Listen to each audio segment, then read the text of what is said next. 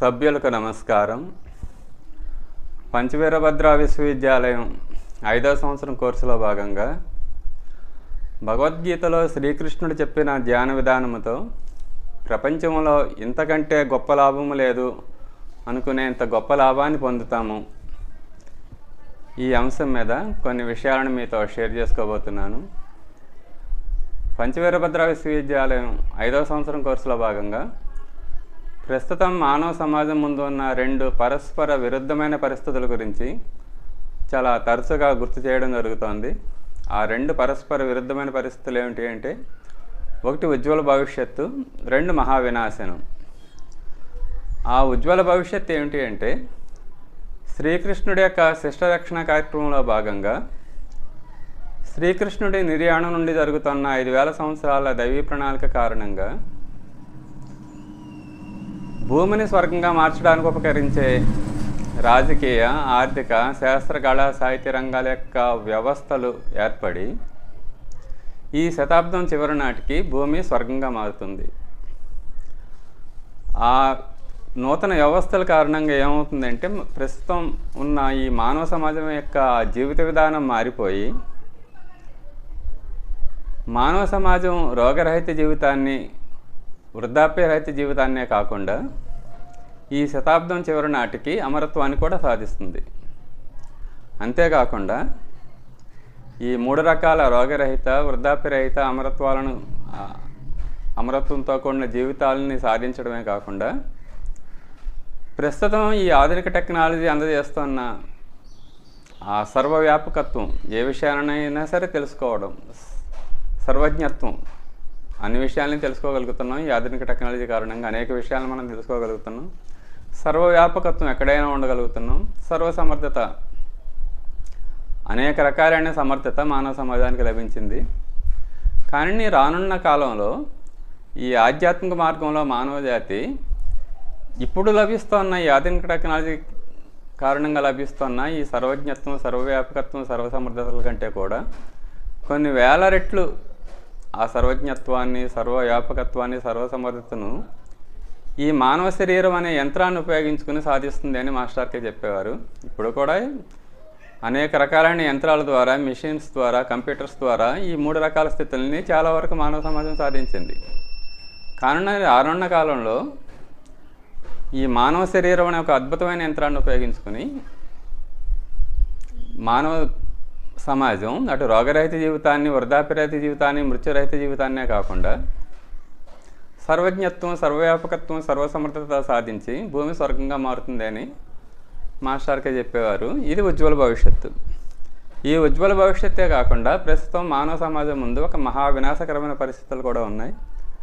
ఆ మహావినాశనం ఏంటి అంటే, మానవ సమాజంలో ప్రస్తుతం ఉన్న ఈ వ్యవస్థల వల్ల, ఈ రాజకీయ, ఆర్థిక, శాస్త్ర, కళా, సాహిత్య రంగాల యొక్క ఈ వ్యవస్థల యొక్క విధానాల వలన రాబోయే 15 సంవత్సరాలు ఏర్పడిపోయే ఆ ప్రకృతి వైపరీత్యాల్లో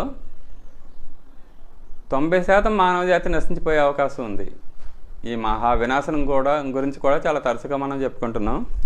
ఈ రాబోయేది 6వ మహావినాశనం అని శాస్త్రవేత్తలు కూడా చెప్తున్నారు. ఇప్పటికే భూమి మీద 5 సార్లు ఇటువంటి మహావినాశనం జరిగింది.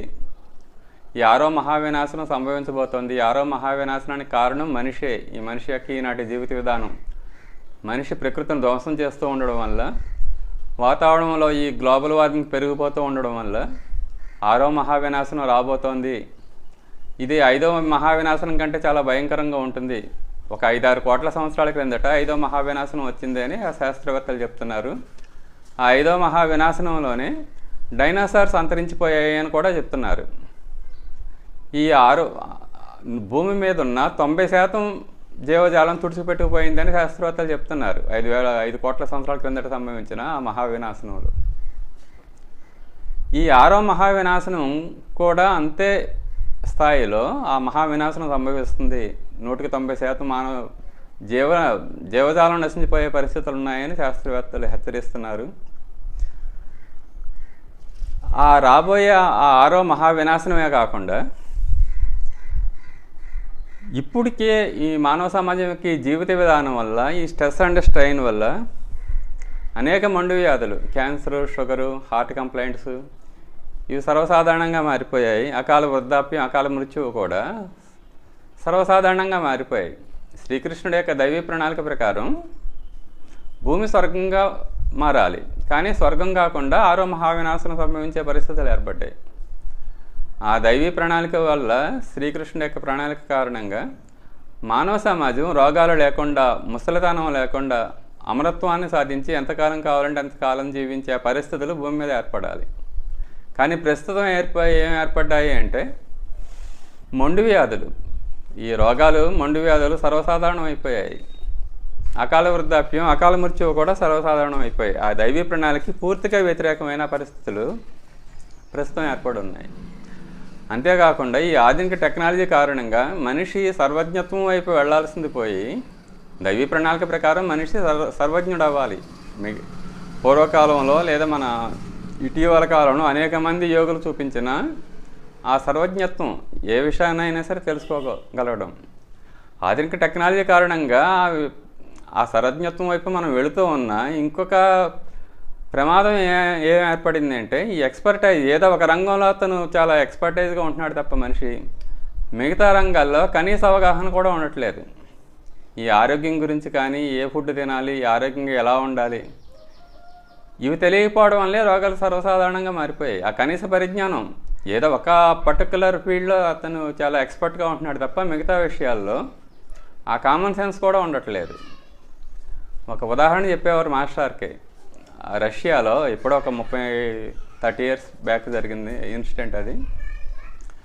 రష్యాలో ఇండియన్ భారత రాయబారి యొక్క కూతురికి సమ్ కంటి ప్రాబ్లం మీద ఏర్పడితే హాస్పిటల్కి వెళ్ళిందట రష్యాలో. హాస్పిటల్కి వెళితే ఆయన, ఆ డాక్టర్ కన్ను చూసి ఏవో రకరకాలుగా చెప్తున్నాడు. ఆయనకేమో ఇంగ్లీష్ రాదు, ఈవిడికేమో రష్యన్ భాష రాదు. ఆయన రష్యన్ భాషలో చెప్తున్నాడు ఆ డాక్టర్. ఏం చెప్తున్నాడో అర్థం అవ్వట్లేదు. చాలా ఏదో హడావుడిగా చెప్తుంటే ఇప్పుడు కంగారు పడిపోయింది, ఇంకా ఏదో సీరియస్ అయిపోయిందేమో అని. తర్వాత అక్కడ ఉన్న దుబాసీని రప్పిస్తే ఆ ట్రాన్స్లేటర్ని అతను చెప్పాడట, ఈయన కుడి కన్నుకు సంబంధించిన డాక్టర్ అట, నీకు ఎడం కన్నుకు ప్రాబ్లం వచ్చిందట, ఎడం కన్నుకు వస్తే ఆయన ఏం చేయలేడట, ఎడం కన్ను డాక్టర్ దగ్గరికి వెళ్ళమని చెప్తున్నాడు అని. అంటే ఏదో ఒక ఫీల్డ్లో మనం ఎక్స్పర్ట్ అయినా మిగతా వాటిల్లో ఇప్పుడు హార్ట్ స్పెషలిస్ట్కి లివర్ గురించి తెలియదు, ఆ స్టమక్ గురించి తెలియదు, అలాగ ఆ స్టమక్ డాక్టర్ దగ్గరికి వెళ్ళమంటాడు ఆయన. అలాగే పర్టికులర్గా ఏదో ఒక రంగంలో మనం బాగా ఎక్స్పర్ట్స్ అవుతున్నాం, కానీ మిగతా విషయాలు ఎలా జీవించాలి, హౌ టు లివ్, ఫ్యామిలీతో ఎలా ఉండాలి, బయట వ్యవహారాలు ఎలా ఉండాలి, ఏం తెలియట్లేదు. చేత సర్వజ్ఞత్వం వైపు మనం ఎటు వెళ్తున్నాము అంటే, ఒక విషయంలో ఎక్స్పర్ట్ అయినా మిగతా విషయాల్లో అజ్ఞానం వైపు వెళుతున్నాం. ఇంకోటి ఏంటంటే సర్వవ్యాపకత్వం. వసుదైక కుటుంబకం ఏర్పడాలి. ప్రపంచం అందరితోనూ కలిసి హాయిగా జీవించగలగాలి. ఒక విశ్వ నాగరికుడిగా మారాలి మనిషి. ప్రపంచం అంతా నాదే, ఈ ప్రపంచం అంతా కూడా నా కుటుంబమే అనుకునే పరిస్థితుల వైపు వెళ్ళాల్సిన మనిషి ఎవరితోనూ కలవలేకపోతున్నాడు. ఇప్పుడు ఒంటరివాడైపోతున్నాడు. ఫ్యామిలీ మెంబర్స్తోనే సరిగ్గా కలవలేని ఆ జీవిత విధానంలో ఇరుక్కుపోయాం మనం. ఆ సర్వవ్యాపకత్వం బదులు ఏమైందంటే ఒంటరితనం ఏర్పడింది జీవితాల్లో ఇప్పుడున్న ఈ జీవిత విధానం వల్ల.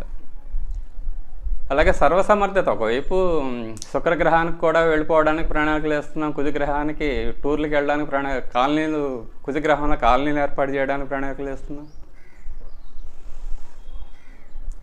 స్పేస్ టూరిజం చేస్తున్నాం, గుండెలు మార్చేస్తున్నాం. ఇంత సమర్థత పెరిగిన మనిషి ఏదైనా చిన్న సమస్య వస్తే బెంబేలెత్తిపోతున్నాడు. ఆ మానసిక ఒత్తిడికి మానసిక సమస్యలకి లోనైపోతున్నాడు. సర్వసమర్థత బదులు ఏమైంది అంటే, సామూహికంగా సర్వసమర్థత వచ్చిన ఇండివిజువల్గా మనిషి అసహాయుడిగా మారిపోతున్నాడు. సామూహికంగా సర్వజ్ఞత్వం వచ్చింది, ఇండివిజువల్గా అజ్ఞానం పెరుగుతోంది. సామూహికంగా సర్వవ్యాపకత్వం వచ్చింది, ఇండివిజువల్గా ఒంటరి వాళ్ళం అయిపోయాం. సామూహికంగా సర్వసమర్థత పెరుగుతోంది, ఇండివిజువల్గా నిస్సహాయత, అశక్తత పెరిగిపోతుంది. అంచేత ఏదైతే దైవీ ప్రణాళిక ప్రకారం మానవ సమాజం వెళ్ళాలో దానికి పూర్తిగా వ్యతిరేకమైన పరిస్థితులు ప్రస్తుతం సమాజంలో ఏర్పడి ఉన్నాయి. కానీ మరి ఒకవైపు ఉజ్వల భవిష్యత్తు ఉంది అంటే, ఈ వినాశకర పరిస్థితులు ఎందుకు ఏర్పడ్డాయి అంటే, దానికి పూజ్య గురుదేవుల పండిత శ్రీరామ శర్మ ఆచార్య ఏం చెప్తారు అంటే, ఈ వినాశకర పరిస్థితులు ఎలాంటివి అంటే, ఒక బిడ్డకు జన్మను ఇవ్వడానికి ముందు తల్లిపడే ఆ పురుటు నొప్పులు లాంటివి అంటారు ఆయన. వినాశకర పరిస్థితులు పురుటు నొప్పి లాంటివి. అలాగే మాస్టర్కి ఏం చెప్తారు అంటే అసలు ఈ వినాశకర పరిస్థితుల వల్లే ఆ ఉజ్వల భవిష్యత్తు వస్తుంది అంటారు ఆయన. ఈ వినాశకర పరిస్థితుల వల్ల ఏమైందంటే మనిషి ఈ మానసిక సమస్యలు, ఆరోగ్య సమస్యలు, వీటి వల్ల ఆ యోగా వైపు వెళుతున్నాడు. ఏ యోగ మార్గంలో మనిషి ఇవి అమరత్వాన్ని సాధిస్తాడు అనుకుంటున్నామో, సర్వసమర్థత సాధిస్తాడు అనుకుంటున్నామో, ఆ యోగ మార్గం వైపు ఈ సమస్యల కారణంగానే మొత్తం మానవ జాతి వైపు తిరిగింది. ప్రపంచవ్యాప్తంగా యోగా పాపులర్ అవడమే కాకుండా ఆ జూన్ 21న అంతర్జాతీయ యోగా దినోత్సవంగా కూడా ఐక్యరాజ్య సమితి గుర్తించే ఆ పరిస్థితులు ఏర్పడ్డాయి. ఈ వినాశకర పరిస్థితులు ఆ ఉజ్వల భవిష్యత్తుకి కారణం అవుతుంది అని మాస్టర్కి చెప్పడం జరిగింది. అసలు ఈ ఉజ్వల భవిష్యత్తు ఎవరి యొక్క సంకల్పం అంటే శ్రీకృష్ణుడి యొక్క సంకల్పం అని మనం చెప్పుకుంటూ ఉన్నాం.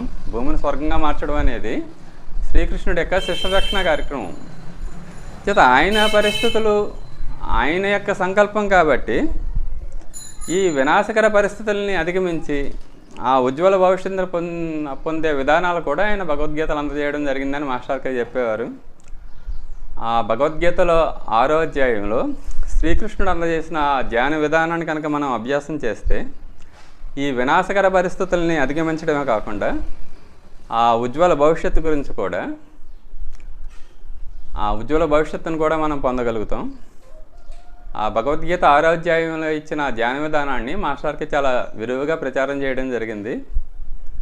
వేదమయ జీవనం అనే ఈ పుస్తకంలో ఆ ధ్యాన విధానం గురించి చాలా డీటెయిల్డ్గా ఆయన చెప్పిన ఆ ఉపన్యాసం, ఆ వివరణ ఇవ్వడం జరిగింది.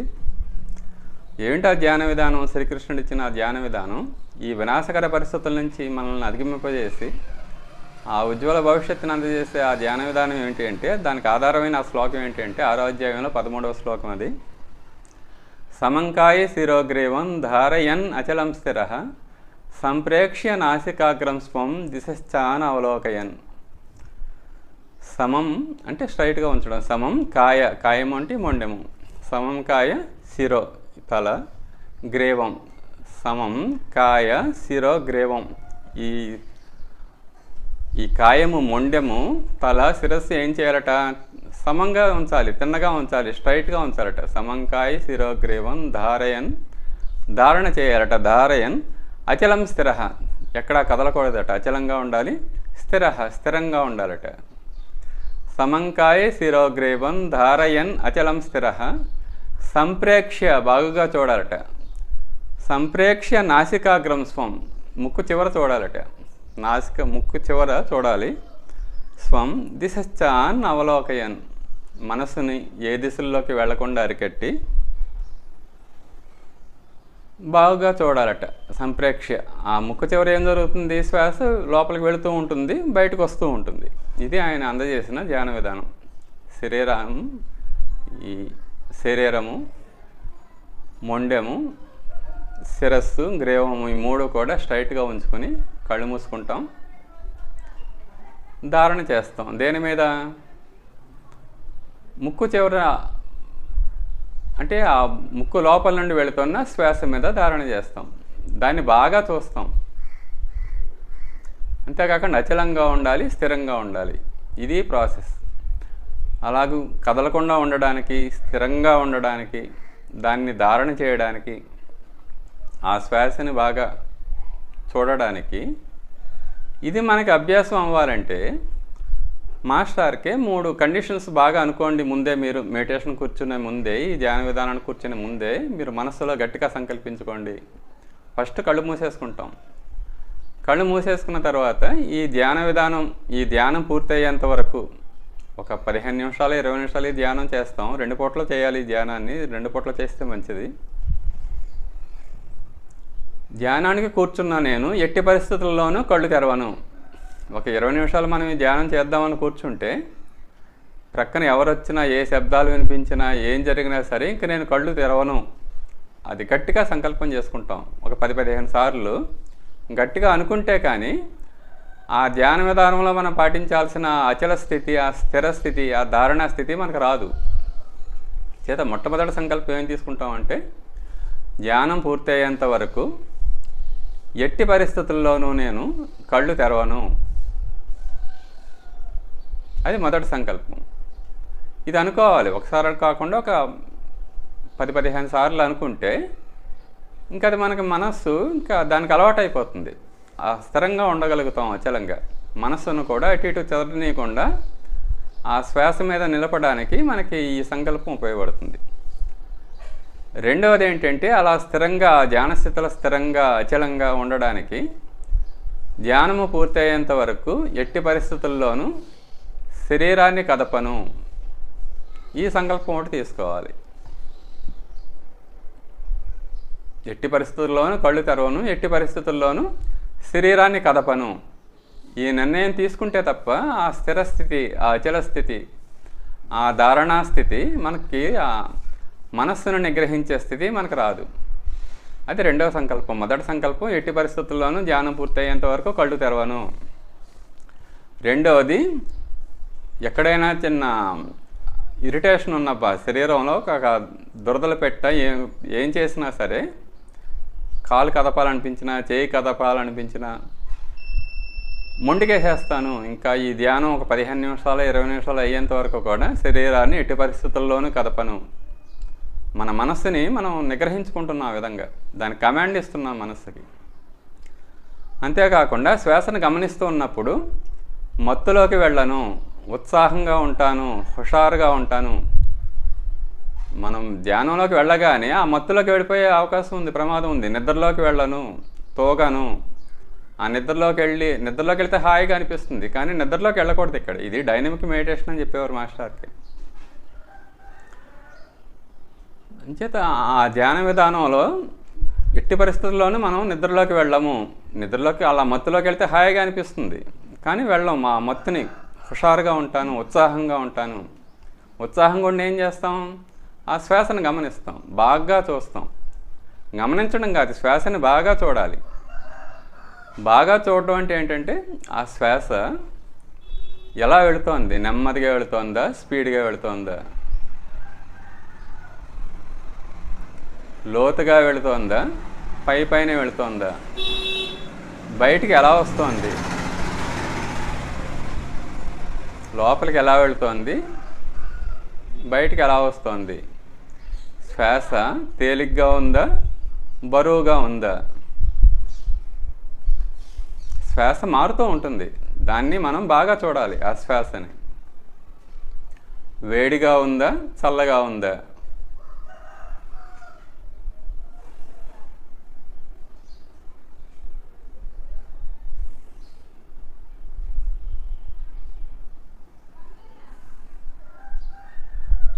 ఇది శ్రీకృష్ణుడిచ్చిన ధ్యాన విధానం. భూమిని స్వర్గంగా మార్చాలి ఆయన యొక్క సంకల్పాన్ని నెరవేర్చుకోవడానికి మానవ సమాజానికి శ్రీకృష్ణుడు అందజేసిన ధ్యాన విధానం ఇది.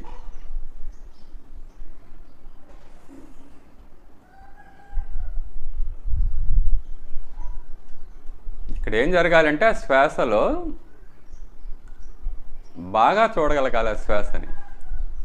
ఆ చూడడం వల్ల ఎటువంటి స్థితి ఏర్పడుతుంది అంటే, ఒక 5-6 నెలలు కనుక ఈ ధ్యాన విధానాన్ని శరీరము, మొండెము, శిరస్సు, మెడ స్ట్రైట్గా ఉంచుకుంటాం, కళ్ళు మూసుకుని ఉంటాం, స్థిరంగా ఉంటాం, మనస్సుని ఆ ముక్కు చివర శ్వాస మీద పెడతాం, శ్వాసను గమనిస్తూ ఉంటాం. ఇంకా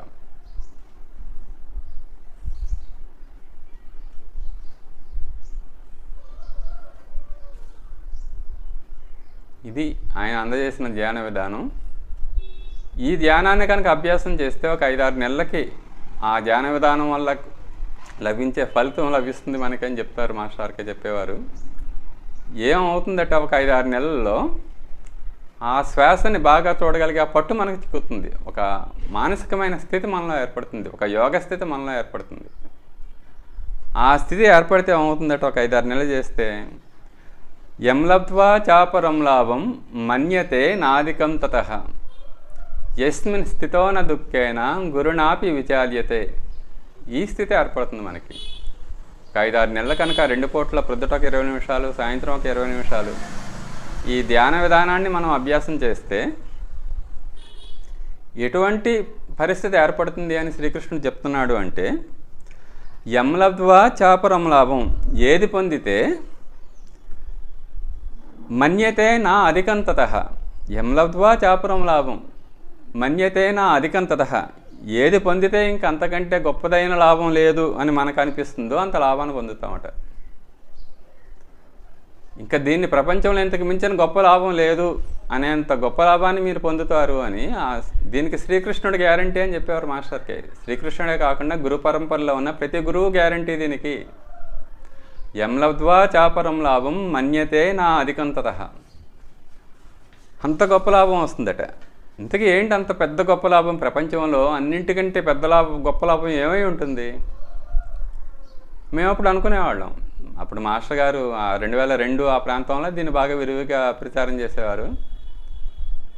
మేమేమనుకునేవాళ్ళం అంటే, మాకు ఒక సర్వసమర్థుడైన గురువు ఉన్నాడు, ప్రపంచం ఏమొచ్చినా సరే ఆ ప్రెసిడెంట్ల కంటే, ప్రపంచంలో అమెరికన్ ప్రెసిడెంట్ కంటే, ఇండియన్ ప్రైమ్ మినిస్టర్ కంటే, వీళ్ళందరికంటే కూడా గురువు చాలా గొప్పవాడు. ఆ గురువు మీద విశ్వాసం, ఆ విశ్వాసం ఉంటే ఏదైనా కొట్టుకుపోతాం, ఏ ప్రాబ్లం అయినా సాల్వ్ చేసేస్తాం, ఏదైనా సాధించగలిగే ఆత్మవిశ్వాసం ఏర్పడుతుంది. ఆ ఆత్మవిశ్వాసం గురువు ఉన్నా లేకపోయినా ఆ అతిపెద్ద లాభం ఏంటంటే ఆత్మవిశ్వాసం ఏర్పడడం. ఎందుకంత ఆత్మవిశ్వాసం ఏర్పడుతుంది అంటే, ఈ శ్వాస మన ఆ భగవంతుడి యొక్క ప్రతినిధి, ఆత్మ యొక్క ప్రతినిధి అని చెప్పేవారు మాస్టర్కి. మనలో సర్వత్రా వ్యాపించి ఉన్న భగవత్ శక్తి యొక్క అంశ శ్వాస రూపంలో మనలో ఉంది. ఆ ఉనికి ఎప్పుడైతే మనం శ్వాసను గమనిస్తున్నామో ఆ ఆత్మ యొక్క అనుభూతి, ఆ భగవత్ శక్తి యొక్క అనుభూతి మనకు తెలియకుండానే మనలో రోజు రోజుకి ఏర్పడుతుంది. ఒక తెలియని కాన్ఫిడెన్స్ వస్తుంది, ఒక తెలియని ఆత్మవిశ్వాసం వస్తుంది. మనలో ఆ జీవనీ శక్తి, ఆ ప్రాణశక్తి ఎలాంటిది అంటే, ఆ ఆత్మ ఎలాంటిది అంటే, అది సర్వజ్ఞత్వము, సర్వవ్యాపకత్వము, సర్వసమర్థత బీజ రూపంలో ఉన్నాయి అని చెప్తారు మనలోనే. Each potential is, each soul is divinely potential అంటాడు వివేకానంద. ప్రతి ఆత్మ కూడా, ప్రతి మనిషి కూడా బీజ రూపంలో భగవంతుడే. ఎలాంటి వాడు అంటే బీజ రూపంలో ఉన్నాడు. భగవంతుడి యొక్క 3 లక్షణాలు కూడా మనలో బీజ రూపంలో ఉన్నాయి. భగవంతుడి యొక్క 3 లక్షణాలు ఏంటంటే సర్వజ్ఞత్వం, సర్వవ్యాపకత్వం, సర్వసమర్థత. అవి బీజ రూపంలో మనలో ఉన్నాయి. వాటిని పెంచుకోవాలి. మనం ఈ ధ్యానస్థితి కనుక చేస్తూ ఉంటే, ఆ ధ్యానాన్ని చేస్తూ ఉంటే ఏమవుతుందంటే 3 లక్షణాలు వృద్ధి చెందడం మొదలవుతాయి. మొట్టమొదట ఆత్మవిశ్వాసం ఏర్పడుతుంది. ప్రపంచంలో ఏ వ్యక్తి బాగా ఉచ్చస్థితికి వెళ్ళినా సరే ఈ ఆత్మవిశ్వాసంతోనే వెళ్తాడు. మీరు చూడండి, ఏ వ్యక్తిని చూడండి, వాళ్ళ యొక్క ఆత్మవిశ్వాసం, ప్రతికూల పరిస్థితుల్లో ఎంత దృఢంగా ఉంటారో, అనుకూల పరిస్థితుల్లో ఎంతో ఉత్సాహంగా ఉంటారు. ఏ పై స్థాయిల్లో, ముఖ్యంగా మనం 5 వర్గాల నాయకుల గురించి, నేతల గురించి మాట్లాడుకుంటూ ఉంటాం. రాజకీయ రంగంలో కానీ, ఆ వ్యాపార రంగంలో కానీ, శాస్త్ర రంగంలో కానీ, సాహితీ రంగంలో కానీ, కళారంగంలో కానీ ఉచ్చ స్థాయికి వెళ్ళిన వ్యక్తులు అందరిలో కూడా ఈ ఆత్మవిశ్వాసం చాలా ఎక్కువగా ఉంటుంది. మాస్టర్కే చెప్పారు, గురువు ఏమిడయ్యా ధైర్యాన్ని ఇస్తాడో ధైర్యంతో కొట్టుకుపోతారని. ఒకసారి ఒక దీక్ష ఇస్తూ మాస్టర్కి ఆ విషయం చెప్పడం జరిగింది. గురువు గారికి కూడా ఆయన గురువు ఏమీ లేదు, మెట్ల కింద ఒక చిన్న గది ఇచ్చాడంతే, దాంతోనే ఆయన ఎదిగాడు. ఇక్కడ అంతే, గురువు ఏమిడయ్యా ధైర్యాన్ని ఇస్తాడో ధైర్యంతో కొట్టుకుపోతాము అని. ఆ ఆత్మవిశ్వాసం గురువు ఇస్తాడు. మనలో ఉన్న గురువు ఎప్పుడైతే ఈ ధ్యాన స్థితిలో మనం ఉన్నామో ఆ గురువు ఈ ఆత్మవిశ్వాసాన్ని మనలో పెంచుతాడు. ఈ 5 రంగాల్లో నేతలు ఉచ్చస్థాయికి వెళ్ళినా సరే వాళ్ళ ఉచ్చస్థాయికి వెళ్ళడంలో ఉన్న ఆ దైవీ సంకల్పాన్ని వాళ్ళు గుర్తించరని చెప్పేవారు మాస్టర్కి. కానీ ఈ ధ్యానస్థితి కనుక మనం చేస్తే ఏమవుతుందంటే మనం ఆ దైవీ సంకల్పాన్ని కూడా గుర్తించగలుగుతాం. రోజు రోజుకి మన లైఫ్ గ్రో అవుతుంది ఈ ధ్యానస్థితి పెరిగే కొలది కూడా. చేత మనలో ఉన్న పరమాత్మ యొక్క అంశ మనకి అనుభూతిలోకి వస్తుంది. అది మనలో ఆత్మవిశ్వాసాన్ని పెంచుతుంది. ఈ సెల్ఫ్ కాన్ఫిడెన్స్ ఎప్పుడైతే పెరిగిందో, ఈ ఆత్మవిశ్వాసం ఎప్పుడైతే పెరిగిందో, రోగాలను లెక్క చేయం, వృద్ధాప్యాన్ని లెక్క చేయం. ఈ ప్రెసిడెంట్లు, ప్రైమ్ మినిస్టర్లు చెప్పుకుంటున్నాం కదా, వాళ్ళు రోగాలని లెక్క చేయరు, వృద్ధాప్యాన్ని లెక్క చేయరు. రోగం ఎందుకు వస్తుంది అంటే రోగం అనేది ముందు మనస్సులో ఏర్పడుతుందట. గాంధీ గారి జీవిత చరిత్రలో ఒక ఉదాహరణ ఉంటుంది. ఆయన ఇక్కడే భీమవరం దగ్గరలో ప్రకృతాశ్రమం ఉంది. ఆయన డాక్టర్ గారి పేరు రామరాజు గారు. గాంధీ గారు ఇటువైపు తణుకు, తాడేపల్లిగూడెం ఏరియాకి వచ్చినప్పుడు వాళ్ళ ఒక కార్యకర్తని, ఆవిడ ఫేమస్ కార్యకర్తే, పేరు గుర్తులేదు కానీ, ఆవిడకి అనారోగ్యం చేస్తే గాంధీ గారి ప్రకృతాశ్రమానికి పంపించారట. సరే ఆవిడ ఇక్కడ ఉన్నారు, ఒక 15 రోజులు 20 రోజులు తగ్గిపోయింది. తగ్గిపోయిన తర్వాత ఆవిడ అడిగారట ఆయన రామరాజు గారిని, ఇది మళ్ళీ నాకు వచ్చే అవకాశం ఉందా అని. నువ్వు కావాలనుకుంటే వస్తుంది అన్నారట ఆయన. అంచేత రోగం మనం కావాలనుకుంటేనే వస్తాయట, ఏ చిన్న రోగం అయినా సరే మనసులో ఏర్పడుతుంది అని. కానీ ఎప్పుడైతే మనలో ఈ ఆత్మవిశ్వాసం ఏర్పడిందో రోగాలు ఉండవు. వృద్ధాప్యాన్ని లెక్క చేయం ఈ ప్రెసిడెంట్లు ప్రైమ్ మినిస్టర్ల లాగా. అంచేత ఆ సెల్ఫ్ కాన్ఫిడెన్స్ ఈ ధ్యానస్థితి వల్ల ఏర్పడుతుంది. ఇప్పుడున్న ఈ మానసిక సమస్యలకి, ఒత్తిళ్ళకి, రకరకాల రోగాలకి మెయిన్ కారణం ఏంటంటే ఈ ఆత్మవిశ్వాసం లేకపోవడం, ఆత్మ న్యూనతాభావం, ఇన్ఫీరియారిటీ కాంప్లెక్స్ మెయిన్. మనం ఇది సాధారణంగా గమనించడమే. అసలు మనం ప్రక్కవాళ్ళని చూసి మనకు అది కావాలి ఇది కావాలి, ప్రక్కవాళ్ళగా బాగా సంపాదించేయాలి, పక్కవాళ్ళకి బాగా గ్రో అయిపోవాలి, వాళ్ళకున్నవన్నీ మనకు ఉండాలి, ఎందుకు కోరుకుంటున్నామంటే అసలు ఆత్మన్యూనతాభావం. అది సెల్ఫ్ కాన్ఫిడెన్స్ ఉన్నవాడు తనకేం కావాలో చూసుకుంటాడు తప్ప పక్క వాళ్ళకి ఏముందో చూసుకోడు. వాడికంటే ఎక్కువ ఉండాలని అసూయ వాడికి ఉండదు. ఈ ఆత్మన్యూనతాభావం ఉన్నప్పుడే ఇప్పుడు పరిస్థితులు కూడా అలాగే ఉన్నాయి. ప్రక్క వాళ్ళతో పోల్చుకుని అసూయపడి ఆ స్థితికి ఎలాగో గ్రో అవ్వలేము. ఏదో సామెత ఉంటుంది, తాడిని తన్నేవాడు ఉంటే వాడు తలను తన్నేవాడు ఉంటాడు. ప్రక్కవాడిని చూసాం, వాడికి ఒక 5 అంతస్తుల బిల్డింగ్ ఉంది, మనం 5 అంతస్తుల బిల్డింగ్ కట్టాం. ఆ తర్వాత 10 అంతస్తుల బిల్డింగ్ ఉన్నవాడు కనబడతాడు. చేత ప్రక్కవాళ్ళని చూసి పోల్చుకుని ఆ విధంగా గ్రో అవ్వాలి అనుకుంటే అది ఆత్మన్యూనతాభావమే. అది సెల్ఫ్ కాన్ఫిడెన్స్ ఉన్నవాడు ప్రక్కవాళ్ళతో పోల్చుకోడు. ఈ ఆత్మవిశ్వాసం మనకి 3 రకాలైన విభూతులను ఇస్తుంది, 3 రకాలైన పరిస్థితులను ఇస్తుందని పూజ్య గురుదేవులు పండిత శ్రీరామ శర్మ ఆచార్య చెప్పడం జరిగింది. మనం రోజు రోజుకి మనలో ఈ ఆత్మస్థితి పెరుగుతూ ఉంటే, ఆ భగవంతుడి యొక్క అంశ పెరుగుతూ ఉంటే 3 రకాలైన విభూతులు, అనుగ్రహాలు మనకి లభిస్తాయట. మొట్టమొదటి ఏంటంటే ఆత్మసంతోషం, ఆత్మసంతృప్తి. ఉన్న పరిస్థితులతో ముందు వాడికి పూర్ణస్థితి వస్తుంది అనుకుంటున్నాం కదా. మనం ఏ ఆధ్యాత్మిక సాధన చేసినా, అది నామజపం చేసినా, బ్రీతింగ్ అవుట్ చేసినా, ధ్యానం చేసినా ఆ పూర్ణస్థితి నెమ్మదిగా మన జీవితంలో పెరగడం ప్రారంభమవుతుంది. ఉన్న పరిస్థితుల్లో వాడికి లోటు ఉండదు కాబట్టి ముందు ఆత్మసంతోషంతో ఉంటాడు ఆ మనిషి. అది మొదటి స్థితి. తర్వాత స్థితి ఏమవుతుందంటే అతను గ్రో అయ్యే కొలది, అతనిలో ఈ ఆత్మశక్తి గ్రో అయ్యే కొలది, అతనిలో ఈ ఆత్మవిశ్వాసం గ్రో అయ్యే కొలది, అతని యొక్క తపస్సు పెరిగే కొలది, అతని యొక్క యాక్టివిటీ పెరిగే కొలది ఏమవుతుందంటే లోక సన్మానం వస్తుంది. తనకు ఉన్నంతలోనే ప్రక్క వాళ్ళకి హెల్ప్ చేసే గుణం పెరుగుతుంది. అతని యొక్క ఉనికి, అతని యొక్క వనరులు, అతని యొక్క సలహాలు అతని సంపర్క కేంద్రంలో అతనికి టచ్లో ఉన్న వాళ్ళకి ఉపయోగపడుతూ ఉంటాయి కాబట్టి ఆ గౌరవం కూడా పెరుగుతూ ఉంటుంది. ఆత్మసంతృప్తి పెరుగుతుంది, ఆ ఆత్మసంతోషం పెరుగుతుంది, లోక సన్మానం, ఆ గౌరవం పెరుగుతూ ఉంటుంది. తర్వాత దైవీ అనుగ్రహం. ఈ దైవీ అనుగ్రహం పెద్ద పెద్ద కార్యక్రమాలు, సమాజానికి ఉపయోగపడే పెద్ద పెద్ద కార్యక్రమాలు చేసినప్పుడు వస్తుంది అని చెప్తారు పూజ్య గురుదేవులు. మనలో సెల్ఫ్ కాన్ఫిడెన్స్ పెరిగే కొలది ఏమవుతుందంటే ఇంకా గ్రో అవ్వాలి. కానీ మనం ఒక ఆధ్యాత్మిక మార్గంలో వెళుతున్నాం కాబట్టి మనం చేసే పనులు ప్రపంచానికి ఉపయోగపడతాయి. ప్రపంచానికి ఉపయోగపడే పెద్ద పెద్ద పనుల్లో మనం నిమగ్నం అవ్వాలనిపిస్తుంది, మనకి పెద్ద పెద్ద పనులు చేయాలనిపిస్తుంది. ఇప్పుడు ఆయా ఈ రాజకీయ రంగం కానీ, వ్యాపార రంగం కానీ, ఆయా ఫీల్డ్లో కూడా సెల్ఫ్ కాన్ఫిడెన్స్ ఉన్నవాళ్ళు ఎప్పుడు గ్రో అవ్వడానికి ప్రయత్నం చేస్తూనే ఉంటారు. వాళ్ళు సాహిత్య రంగం కానీ ఏదైనా సరే మేబీ సెల్ఫిష్గా ఉండొచ్చు. అక్కడ సెల్ఫ్ గోల్స్ ఉంటాయి, ఇక్కడ డివైన్ గోల్స్ ఉంటాయి. ఆ సెల్ఫ్ గోల్స్ ఉన్నవాళ్ళు, ఆ స్వార్థంతో వాళ్ళు గ్రో అయినా అక్కడ కూడా దైవీ సంకల్పం ఉంటుంది అని చెప్తారు మాస్టర్కి. ఒక ఎలాన్ మస్క్ గ్రో అయినా, ట్రంప్ గ్రో అయినా, కమలా హ్యారిస్ గ్రో అయినా, బైడెన్ గ్రో అయినా, నరేంద్ర మోడీ గ్రో అయినా, రాహుల్ గాంధీ గ్రో అయినా, జగన్మోహన్ రెడ్డి గ్రో అయినా, చంద్రబాబు నాయుడు గ్రో అయినా, పవన్ కళ్యాణ్ గ్రో అయినా, రేవంత్ రెడ్డి గ్రో అయినా అక్కడ దైవీ సంకల్పం ఉంటుంది అంటారు మాస్టర్కి. కానీ వాళ్ళు మా స్వశక్తితో పెరిగామనుకుంటారు. అంచేత అక్కడ కూడా వాళ్ళు గ్రో అయ్యారంటే సెల్ఫ్ కాన్ఫిడెన్స్ చాలా ఎక్కువ ఉంటుంది వాళ్ళు. అంచేత మనలో కూడా ఈ సెల్ఫ్ కాన్ఫిడెన్స్ పెరిగే కొలది కూడా ఈ గ్రో అవ్వాలని ఆ కోరిక పెరుగుతూ ఉంటుంది. పాజిటివ్ వేలో ఆ దైవీ సంకల్పానికి అనుగుణంగా మనల్ని భగవంతుడు ఎక్కడ పెట్టాలో అక్కడ పెడుతూ ఉంటాడు.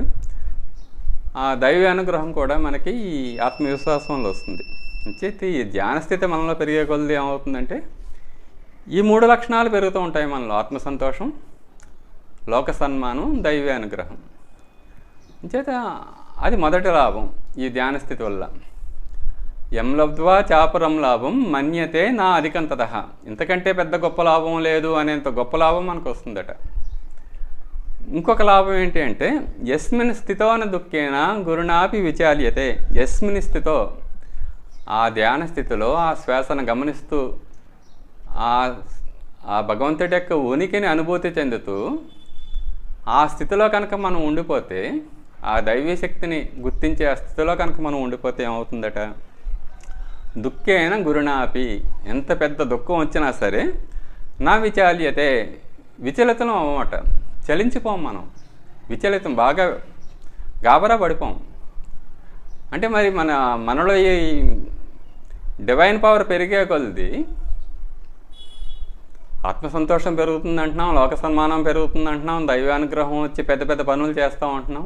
మళ్ళీ దుఃఖాల సంగతి ఏంటి అంటే, ఈ దుఃఖాల గురించి ఎందుకు శ్రీకృష్ణుడు చెప్పాడు అంటే, ప్రారబ్ధ కర్మ వలన, ఇదివరకు మనం చేసిన యొక్క కర్మల వలన ఆ దుఃఖాలు వస్తూ ఉంటాయి.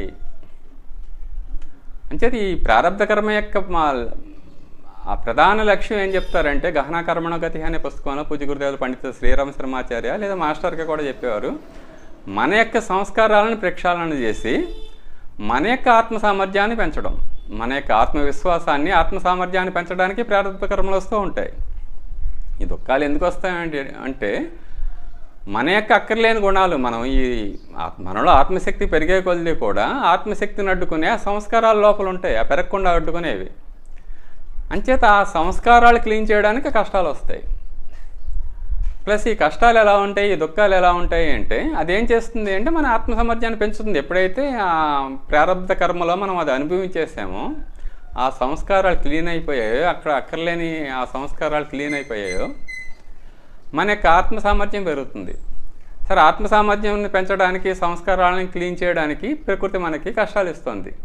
కానీ ఎంత కష్టాలు ఇస్తుందట, మనం భరించగలిగే శక్తిలో 3వ వంతు ఇస్తుందట అది ఎప్పుడు కూడా ప్రకృతి. మన అబ్బో ఇంత చాలా పెద్ద కష్టం వచ్చింది, అది ఏ కష్టమైనా సరే మనం భరించలేకపోతున్నామో అనుకుంటున్నాం, కానీ మనం భరించగలిగే దాంట్లో 3వ వంతు ఇస్తుందట ఎప్పుడు కూడా ప్రకృతి. సరే, భరించగలిగే దాంట్లో 3వ వంతు శక్తి కష్టం వచ్చింది, మనం ఈ విశ్వాసంతో ఈ ధ్యానస్థితితో దాన్ని దాటేసాం, మళ్ళీ ఇంకో కష్టం వస్తుంది. ఎందుకంటే ఎప్పుడైతే దాటేసామో మన సామర్థ్యం పెరిగింది కదా. ఈ సామర్థ్యం పెంచడానికి కూడా వస్తాయి, మనం ఎప్పుడు చెడు కర్మల వల్ల వస్తాయని లేదు. మన యొక్క సామర్థ్యాన్ని పెంచడానికి కూడా మొదట అయితే మన చెడు కర్మల వల్ల కష్టాలు వస్తాయి, కానీ అది మంత్రదీక్ష అంటారు దాన్ని. మన యొక్క సామర్థ్యం పెంచడానికి కూడా ప్రకృతి కష్టాలు ఇస్తుంది, దాన్ని అగ్నిదీక్ష లేదా ప్రాణదీక్ష అంటారు. అంచేత సామర్థ్యం పెరిగే కొలది కూడా ప్రకృతి కష్టాలు ఇస్తూ ఉంటుంది. అది రాముడికి తప్పలేదు, పాండవులకి తప్పలేదని చెప్పేవారు మాస్టర్కి.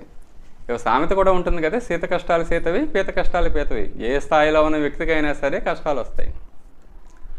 చిన్న స్థాయిలో కష్టాల్లో కష్టం వస్తుంది, తీరిపోతుంది, ఆత్మసంధామయ్య బయటపడ్డాం అనుకుంటాం, దాన్ని మంత్రదీక్ష అంటారు. సరే, తర్వాత స్థాయిలో మన సామర్థ్యాన్ని పెంచడానికి కష్టాలు వస్తాయి. కష్టాలు వచ్చాయి, దాటా, మన సామర్థ్యం పెరిగింది, ఈ సెల్ఫ్ కాన్ఫిడెన్స్ ఇంకా పెరుగుతుంది, ప్రక్క వాళ్ళ యొక్క గౌరవం, లోక సన్మానం కూడా మనలో పెరుగుతుంది. అది అగ్నిదీక్ష లేదా ప్రాణదీక్ష అంటారు. 3వ రకం కష్టాలు ఏంటంటే, మనకు వచ్చే కష్టాలు ప్రపంచానికి ఉపయోగపడతాయి. ఒక వారెన్ బఫెట్కో, బిల్ గేట్స్కో అలాంటి వాళ్ళకి కష్టాలు వచ్చాయనుకోండి, పెద్ద పై స్థాయిలో ఉన్న వాళ్ళకి, వాళ్ళు ఆ కష్టం నుండి బయటపడడానికి చేసే ప్రయత్నంలో ప్రపంచానికి కూడా మంచి జరుగుతుంది. బ్రహ్మదీక్ష అంటారు. ఈ మంత్రదీక్ష, ప్రాణదీక్ష, బ్రహ్మదీక్ష, ఈ 3 దీక్షల గురించి పూజ్య గురుదేవులు చెప్పిన విషయాలు క్రిందటి సంవత్సరం, సుమారు ఒక సంవత్సరం అయింది, ఈ మంత్రదీక్ష, ప్రాణదీక్ష, అగ్నిదీక్ష అనే వీడియోలో చెప్పడం జరిగింది. ఒకసారి ఈ ఛానల్కి సబ్స్క్రైబ్ చేసుకుంటే అది అందులో కూడా మీరు డీటెయిల్డ్గా చూడొచ్చు. అంచేత మన ఏమవుతుందంటే, సామర్థ్యం పెరిగే కొలది కూడా కష్టాలు వస్తాయి. ఇంకోటి ఏం చెప్తారు అంటే, సరే కష్టాలు వస్తున్నాయి అంటే, మన ఎదిగే కొలది కూడా మంచిగా కాకుండా ఇవి కూడా వచ్చినప్పుడు మనం ఎలా ఉండాలి, ఎలా ఆలోచించాలి అనేదానికి ఈ విషయాలు చెప్తున్నాను. మాస్టర్కే చెప్పినవి. దయామయని ప్రకృతి కష్టాలను కూడా వరుసగా ఇవ్వదనేవారు ఆయన. భగవంతుడు ప్రేమ సాగరుడు, దయాసాగరుడు అని చెప్తారు కదా, మరి ఆయనే కష్టాలు ఇచ్చినప్పుడు మీరు రిసీవ్ చేసుకోవాలంటారు. ఆయన మీ మంచి కోసం ఇస్తున్నాడు. ప్లస్ ప్రకృతి కూడా వరుసగా ఇచ్చేదేట.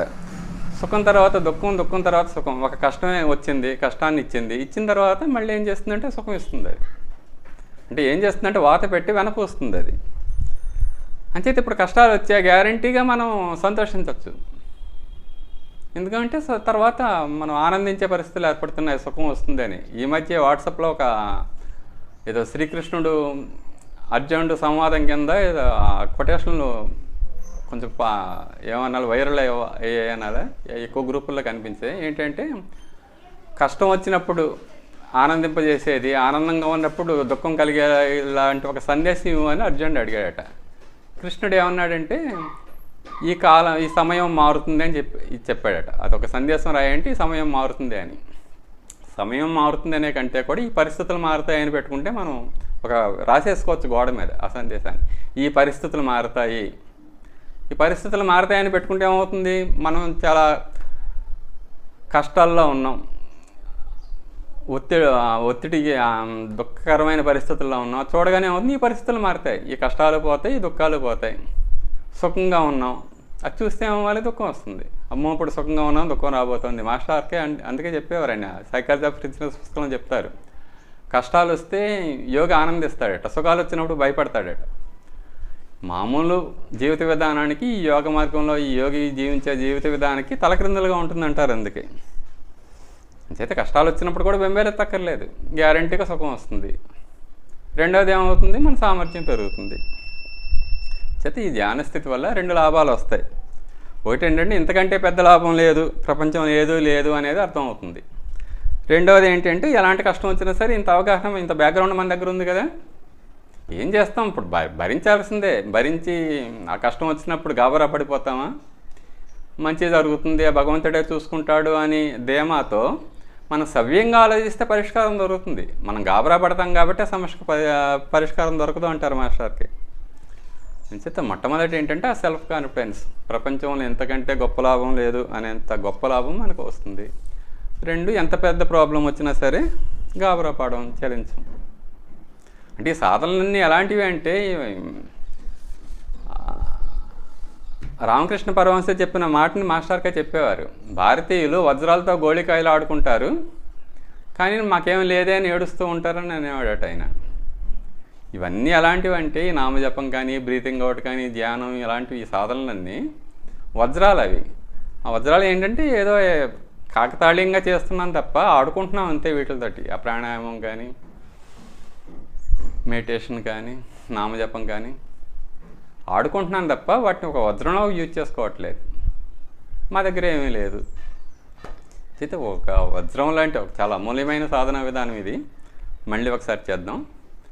ఏంటంటే సమంకాయ శిరోగ్రీవం, మొండెము శిరస్సు మెడ స్ట్రైట్గా ఉంచుకుంటాం. సమంకాయ శిరోగ్రీవం ధారయన్ అచలం స్థిర, శరీరం కదపకుండా స్థిరంగా ఉండి అచలంగా ఉండి సంప్రేక్ష్య నాసికాగ్రం స్వం దిశశ్చాన్ అవలోకయన్, మనస్సును అటు ఇటు చెదరనీయకుండా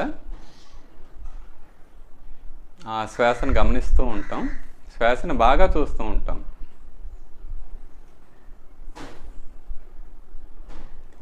ఈ సాధన చేయడానికి ముందు ఆ 3 సంకల్పాలని కూడా ఎక్కువసార్లు అనుకుందాం. మొట్టమొదటి సంకల్పం, ధ్యానం పూర్తయ్యేంత వరకు కూడా ఎట్టి పరిస్థితుల్లోనూ కళ్ళు తెరవను. రెండవది, ధ్యానం పూర్తయ్యేంత వరకు ఎట్టి పరిస్థితుల్లోనూ శరీరాన్ని కదపను.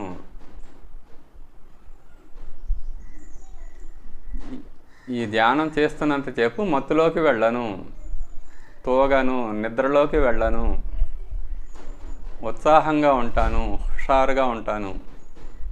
ఈ సంకల్పాలతో తీసుకొని ఈ ధ్యాన స్థితిని ఉదయం ఒక 20 నిమిషాలు, సాయంత్రం ఒక 20 నిమిషాలు డైనమిక్ మెడిటేషన్ అవ్వాలి అనేవారు మాస్టర్కి. అవి ప్రాక్టీస్ చేద్దాం. ఈ ధ్యానంతో పాటు ఆ క్రిందటి వీడియోల్లో, ఇంతకుముందు వీడియోల్లో నామజపం గురించి, బ్రీతింగ్ అవుట్ గురించి చెప్పాం. నామజపం ఏమవుతుందంటే ఆ పూర్ణస్థితి గ్రాడ్యువల్గా పెరుగుతుంది. ఈ ధ్యాన స్థితిలో చాలా ఫాస్ట్గా పెరుగుతుంది. మానసికమైన ఒత్తిడి, మానసికమైన సమస్యల్ని క్లీన్ చేయడానికి నామజపం బాగా ఉపయోగపడుతుంది. అలాగే బ్రీతింగ్ అవుట్ కూడా ఆ మనసులో ఉన్న ఆ టాక్సిన్స్ని, శరీరంలో ఉన్న టాక్సిన్స్ని బయటకు గెంటేయడానికి ఆ బ్రీతింగ్ అవుట్ బాగా ఉపయోగపడుతుంది. వాటితో పాటు కనుక మనం ఈ ధ్యాన స్థితిని కనుక చేస్తే అవి శారీరక ఆరోగ్యం, మానసిక ఆరోగ్యం ఇవ్వడానికి బాగా ఉపయోగపడి ఆత్మ సంతోషం పెరగడానికి ఆ నామజపం బాగా ఉపయోగపడుతుంది. ఈ ధ్యాన స్థితి ఏమవుతుందంటే ఈ ఆత్మ సంతోషమే కాకుండా లోక సన్మానం, ఆ దైవీ అనుగ్రహం, పెద్ద పెద్ద పనులు చేసే ఆ దురందరిలాగా మనల్ని తయారు చేయడానికి ఉపయోగపడుతుంది. చేత ఈ నామజపం బ్రీతింగ్ ఒకటే కాకుండా ఆహార నియమాలు కూడా పాటిస్తే, ఆహార నియమాల్లో మొట్టమొదటి ఎన్వి తినం, శాకాహారమే ఫాలో అవుతాం. ఈ అహింస, ఈ ఆధ్యాత్మిక మార్గంలో మొట్టమొదటి మన దగ్గర ఉండాల్సిన లక్షణం ఏంటంటే అహింస. ఏ ప్రాణికి కూడా మన వల్ల నష్టం జరగకూడదు. ఆత్మోత్ సర్వభూతేషు అంటున్నాం కదండి, వసుదైక కుటుంబకం. చేత మొట్టమొదట ఆ ఎన్వి ఏమవుతుందంటే మనలో డివినిటీ పెరగకుండా అడ్డుకుంటుంది ఆ సంస్కారాలు. చేత ఇవి పాటిస్తే ఈ ఆత్మ సంతోషం, లోక సన్మానం, దైవానుగ్రహం వీటిని మనం చాలా త్వరగా పొందుతాం. ఈ మాస్టర్కి అందజేసిన ఇటువంటి గైడెన్స్ని మీరు పర్సనల్గా పొందాలి అంటే ఈ పంచవీరభద్ర విశ్వవిద్యాలయం 5వ సంవత్సరం కోర్సుకి కంట్రిబ్యూటర్స్గా సభ్యులకి హెల్ప్ చేస్తూ ఈ గైడెన్స్ని, మాస్టర్కి ఇచ్చిన గైడెన్స్ని మన నుంచి పొందొచ్చు. కంట్రిబ్యూషన్ వచ్చి 10,000 రూపాయలు, సభ్యత్వం వచ్చి 4,000 రూపాయలు. అయితే ఈ హెల్ప్ని అందజేసి ఆ గైడెన్స్ కూడా మీరు పర్సనల్గా పొందొచ్చు. అయితే ఈ వీడియో చివరిలో మా దగ్గర ఉన్న మాస్టర్కి లేదా పూజ్య గురుదేవుల పండిత శ్రీరామ శర్మాచార్య యొక్క ఆ బుక్స్ లిస్ట్ కూడా ఇవ్వడం జరిగింది. ఆ స్వాధ్యాయం కూడా మళ్ళీ నా ధ్యాన స్థితికి తీసుకెళ్తుంది. మాస్టర్కి స్వాధ్యాయం కనుక ఆ పుస్తకాలను చదువుతూ ఉంటే ఏమవుతుందంటే ఆయనకు ఉపన్యాసాలు అందులో ఇవ్వబడ్డాయి. మన మనస్సు కూడా చదువుతున్నాను చెప్పు ఆయన స్థితిలో ఉంటుంది, ఆయన యొక్క ఆధ్యాత్మిక స్థాయికి వెళుతుంది మన మనస్సు ఆ క్షణంలో. అలాగే పూజ్య గురుదేవుల పండిత శ్రీరామ శర్మాచార్య చదివిన, ఏ గురువు యొక్క, ఏ మహాత్ముడి యొక్క లిటరేచర్ చదివినా ఆ క్షణంలో మన మనసు ఆ స్థాయికి ఎదుగుతుంది. ఆ ముద్రలు మనలో ఉండిపోతాయి. తర్వాత మనం ఆ స్థాయి నుంచి తర్వాత కిందకి దిగిపోయినా ఆ ముద్రలు, ఆ సంస్కారాలు మనలో ఉండిపోతాయి. చేత స్వాధ్యాయం కూడా మన నిత్య జీవితంలో ఒక భాగంగా చేసుకోవాలి. చేత ఆ స్వాధ్యాయం కూడా ఫాలో అవుతూ, నామజపం, బ్రీతింగ్ అవుట్ ఫాలో అవుతూ ఈ మెడిటేషన్ని 2 పూటలు చేద్దాం. జై గురుదేవ్.